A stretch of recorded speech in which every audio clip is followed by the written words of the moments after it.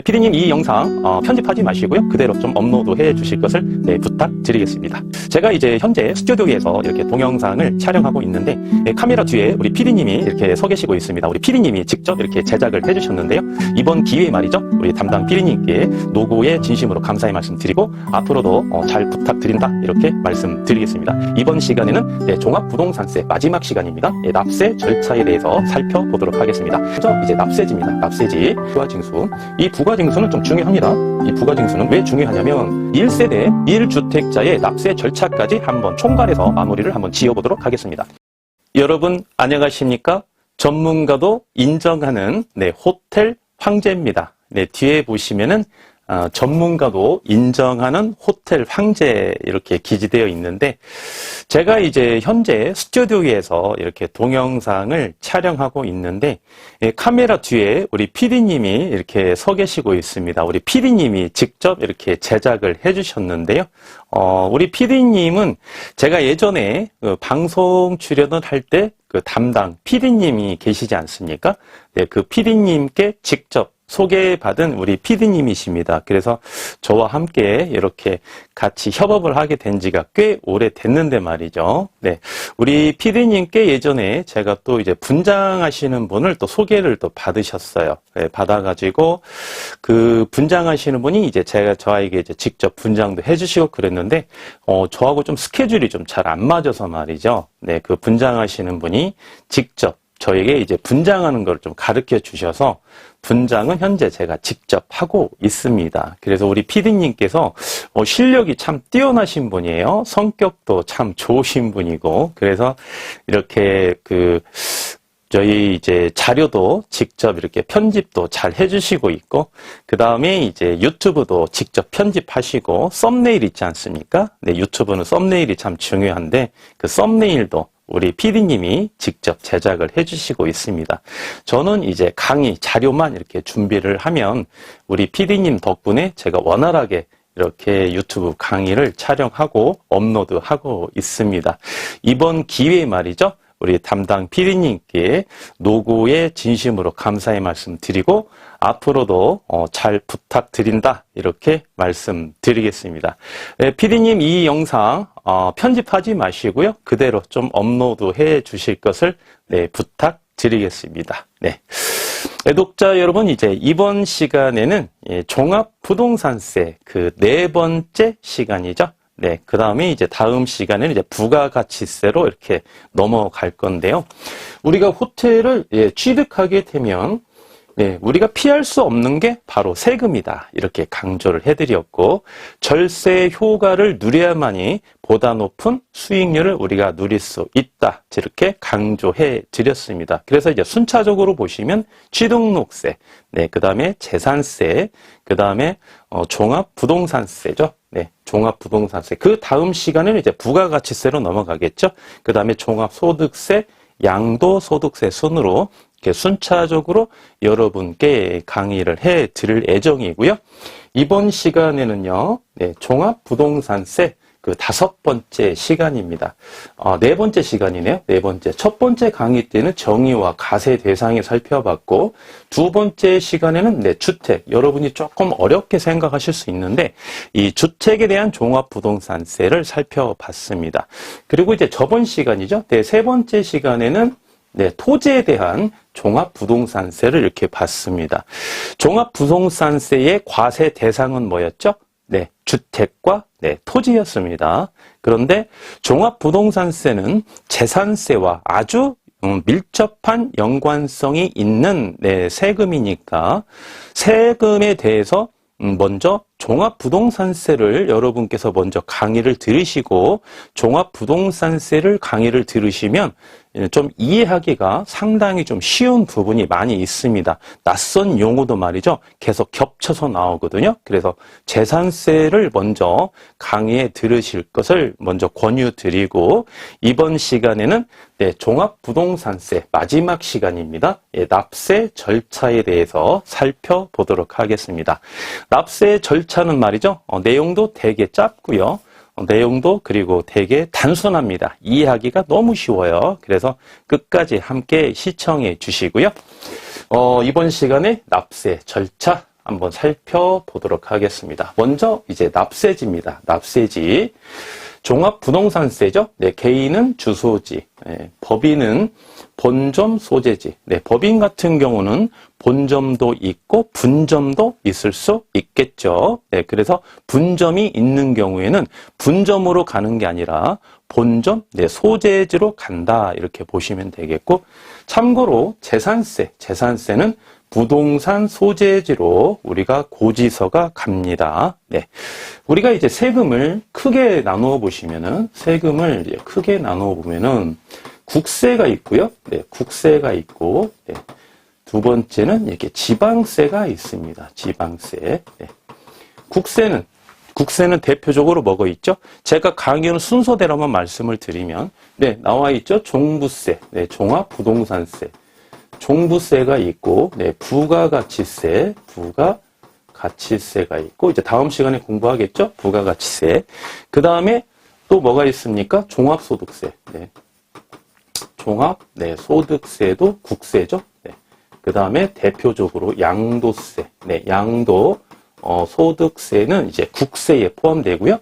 지방세는 어떻게 되어 있습니까?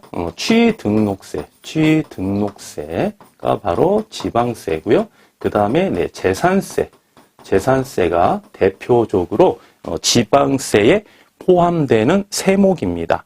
그러면 여기에서 말씀드렸듯이 지금 종합부동산세는 국세죠. 네, 국세는 말이죠.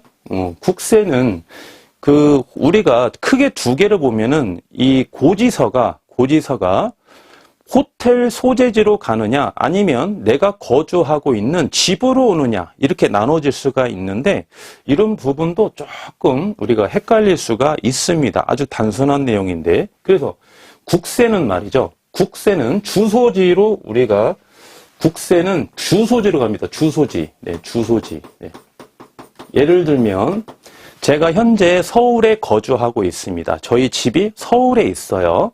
서울에 있고, 그 다음에 제가 호텔을 취득해서 보유하고 있는데, 그 호텔이 천안에 있다고 한번 가정을 해보겠습니다. 천안에. 그러면 이 국세는 고지서가 어디로 가느냐? 그러면 저희 집으로 온다는 겁니다. 서울 집으로. 네. 서울에 있는 저희 집 주소로 우리가 고지서가 온다는 거예요. 네. 그리고 지방세는 어디로 가느냐? 지방세는 부동산 소재지 있죠? 부동산 소재지. 그래서 천안에 네, 호텔 네, 소재지 있죠? 네, 소재지로 우편물이 온다 이겁니다. 이쪽으로 고지서가 온다는 거예요. 그래서 국세는 우리 집으로 온다.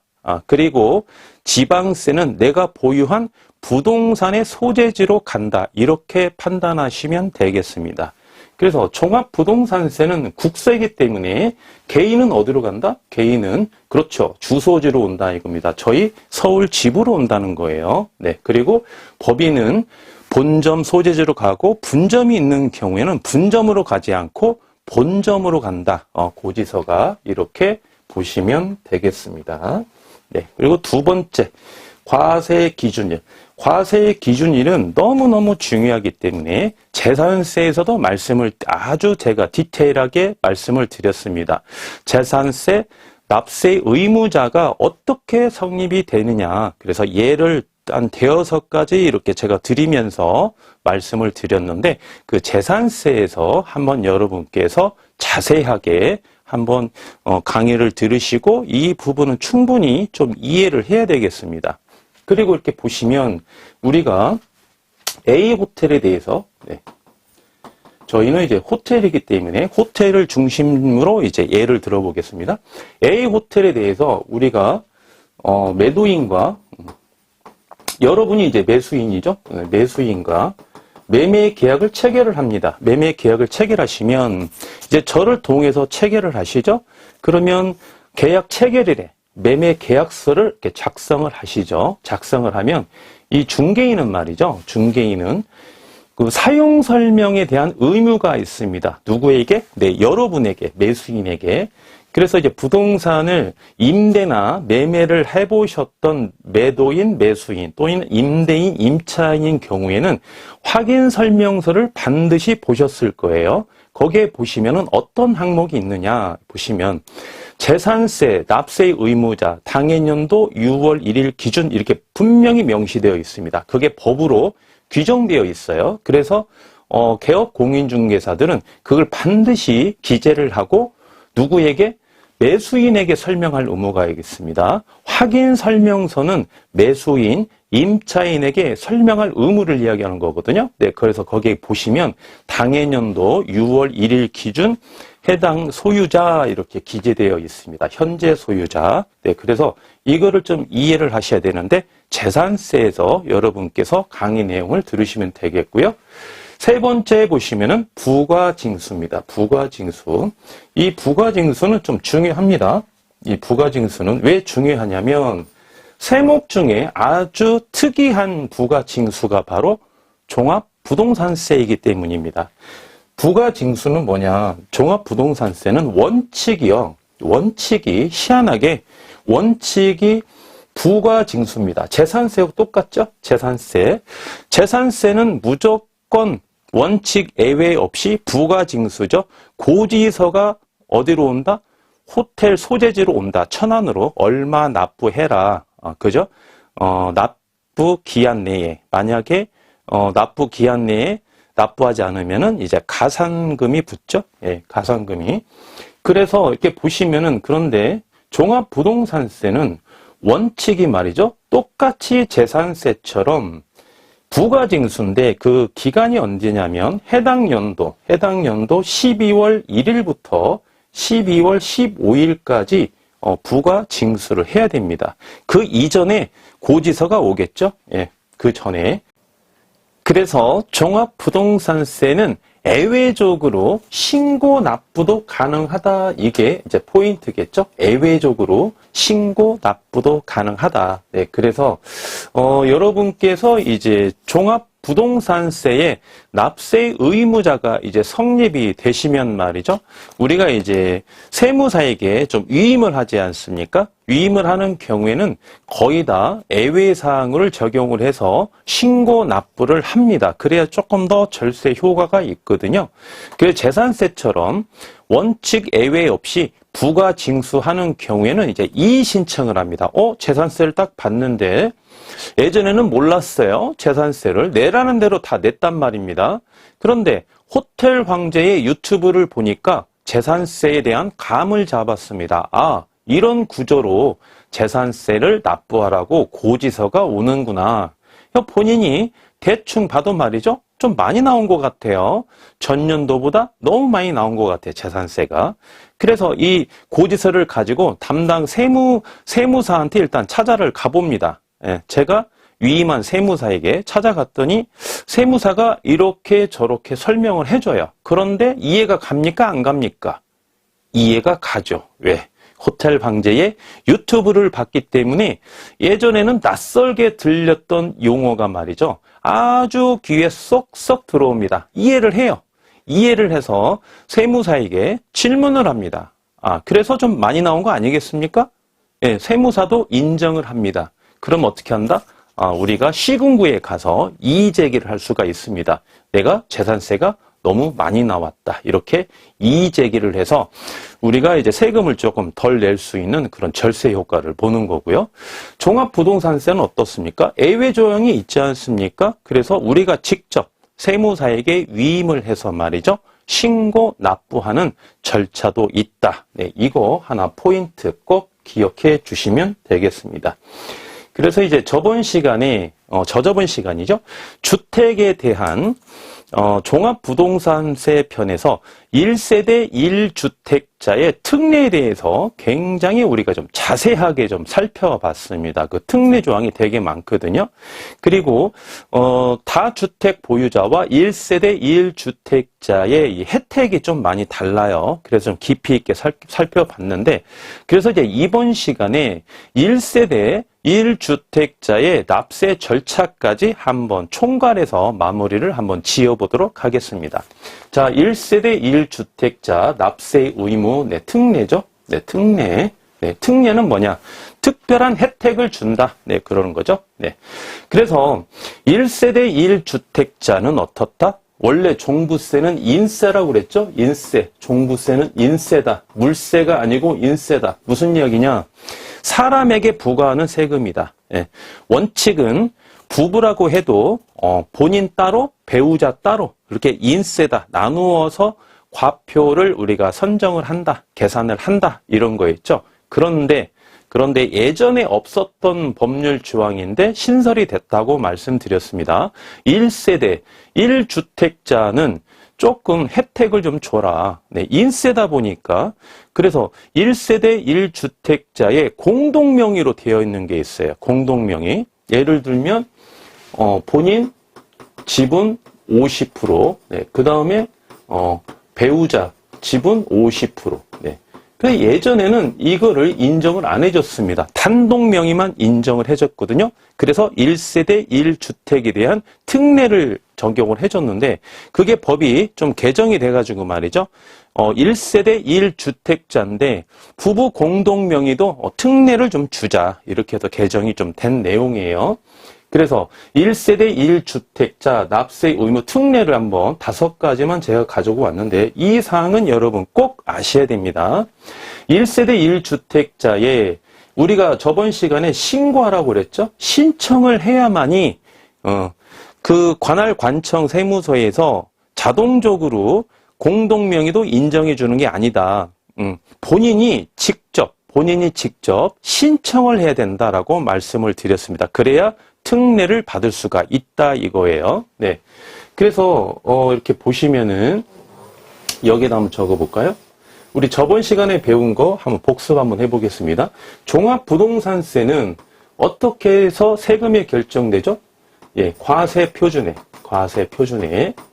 모든 세금이 똑같죠? 예, 과세표준에 세율을 곱하면 세금이 나오죠? 그래서 역시나 종합부동산세도 과표 곱하기 세율을 받는데 여기에서 과표를 좀 풀어보면 어떤 구조로 되어 있느냐. 공시 가격의 합계와 합계를 우리가 합계를 딱 내놓으면 여기에서 이제 기본공제를 받는다고 그랬죠. 기본공제. 기본공제를 받으면 기본공제는 원칙은 9억. 1세대 1주택자는 12억에서 3억을 더 추가로 받는다. 이렇게 말씀을 드렸고, 여기에서 공정시장, 가액, 비율을, 곱하면 어떻다? 여기가, 과표다. 그렇게 했고, 여기에 이제 세율을 곱하면 종합부동산세가 나온다. 이런 구조라고 말씀드렸죠. 그래서 기본 공제가 원칙은 9억인데 예외적으로 1세대 1주택자는 3억을 더해서 기본 공제를 12억을 받는다. 이렇게 말씀을 드렸습니다. 그러면 1세대 1주택자는 유리하겠죠. 그래서 신청을 해야 된다. 신청을 1세대 1주택자를 신청을 해야만이 그 당해년도 12월 달에 종부세에 대해서 혜택을 받는다. 그러면 언제 신고를 해야 되느냐? 9월 16일부터 9월 30일까지 신고를 해야 됩니다. 그리고 두 번째, 부부 공동명의만 가능합니다. 부부 공동명의만. 세대원 간의 공동명의는 1세대 1주택자로 인정을 안 해준다 이겁니다. 이게 이제 예를 한번 들어볼까요? 예를 들면 A 아파트가 있습니다. A 아파트가 이 아파트가 본인과 배우자 간의 공동명의로 되어 있습니다. 다른 사람은 없어요. 본인 50%, 배우자 50% 이렇게 지분을 해서 주택을 보유하고 있습니다. 취득을 해서 말이죠. 이런 경우에 예전에는 1세대 1주택으로 인정을 안 해줬다. 왜? 단독 명의가 아니기 때문에. 그러나 법이 개정해서 이러한 부분도 공유 부분도 인정을 해준다. 1세대 1주택자로. 단 뭐냐? 부부 공동명의만 강행하다 이겁니다. 부부 공동명의만. 현행법상은 1세대 1주택으로 인정이 되죠. 네, 그런데 A 아파트의 지분을 보니까, 네, 배우자 20%. 네. 그죠? 본인 20%. 네. 본인, 네, 20%. 그 다음에 배우자, 네, 20%. 네. 그 다음에, 아버지, 직계 존속이죠? 존속. 네. 아버지, 네, 20%. 네. 그 다음에 비속 같은 경우, 이제, 아들, 네, 20%. 네. 그 다음에, 딸 20%. 네. 이런 비율로 공유를 해 있다고 하면 이거는 1세대 1주택자로 인정을 안 해준다 이겁니다. 1세대 1주택자로. 그러면 원칙적으로 기본 공제 9억만 받는다 이거예요. 그래서 본인하고 배우자만 포함돼야지 나머지 어떠한 사람이 한 명만 끼어 있어도 1세대 1주택자로 보지 않는다. 신청해도 이건 승인 나지 않는다 이겁니다. 네, 그런데 이제 세 번째 보시면 이런 경우도 있을 수 있겠죠. 세 번째 보시면 지분율이 같은 경우, 지분이 똑같죠. 네, 본인 50%, 배우자 50%. 이렇게 지분이 같아요. 지분이 같은 경우에는 합의해서 내 앞으로 1세대 1주택자를 신고하느냐, 아니면 배우자, 내 아내 앞으로 1세대 1주택자 명의로 신청을 하느냐. 그래서 당사자와 배우자 간에 서로 합의해서 말이죠. 결정하시면 된다 이겁니다. 지분 비율이 동일했을 때는. 그러나 지분 비율이 좀 달라요. 예를 들면 본인 앞으로 지분이 60%가 있고요. 배우자 앞으로 지분이 40%가 있습니다. 40%. 뭐 이런 경우도 있을 수 있겠죠. 또는 51%대 49% 이런 경우도 있을 수 있겠죠. 네, 이런 경우가 있을 수도 있습니다. 그래, 이런 경우가 왜 있을 수 있을까요? 이런 경우가 있을 수 실제로 있습니다. 네, 이 2% 차이가 말이죠. 민법상에 보시면은 권리 행사에 있어서 좀 엄청난 결과를 초래하는 그런 경우도 있거든요. 만약에 이 아파트를 임대를 준다. 이거는 좀 열외에 대한 얘기입니다. 임대를 준다.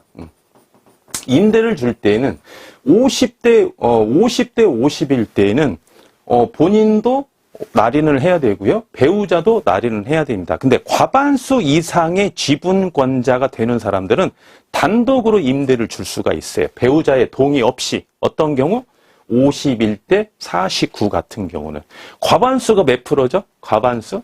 50대 50은 과반수가 아니에요. 51대 49가 돼야 과반수가 되는 거예요. 그래서 이 2% 차이가 이때 효력을 아주 발휘할 수가 있습니다. 네, 이건 열외에 대한 이야기고. 그래서 네 번째 보시면은 지분 비율이 다른 경우에는 어떻다? 지분율이 높은 공유자가 1세대 1주택자의 단독 명의로 신청하시는 겁니다. 이런 경우에는 본인 앞으로 신청하는 것이지 배우자 앞으로 신청은 못한다 이런 거죠. 네, 그래서 뭐 1번, 2번, 3번, 네, 4번 정도는 우리가 가볍게 이해를 하시고 반드시 이런 경우가 있다는 것을 인지하시고 말이죠. 향후에 종부세에 대해서 우리가 절세 효과를 보기 위해서 반드시 알아야 될 사항이다. 이렇게 말씀드릴 수 있겠습니다. 어떻습니까? 여러분, 이번 시간은 아주 간단하죠? 네, 이해하기도 좀 쉽고요. 네, 그래서 종부세 이번 시간 4강까지 종강을 하고요. 다음 시간에 이어서 말이죠. 부가가치세, 부가가치세 아주 중요합니다. 우리가 호텔을 보유하는 기간에 부가가치세를 신고 납부하셔야 되는데, 참고로 부가가치세는 이제 국세죠. 네. 부가가치세는 되게 어렵지가 않습니다. 그냥 쉽게 이해할 수 있는 그런 세목이거든요. 그래서 다음 시간에는 부가가치에 대해서 말씀드리도록 하겠습니다. 네. 지금까지 호텔 황제였습니다.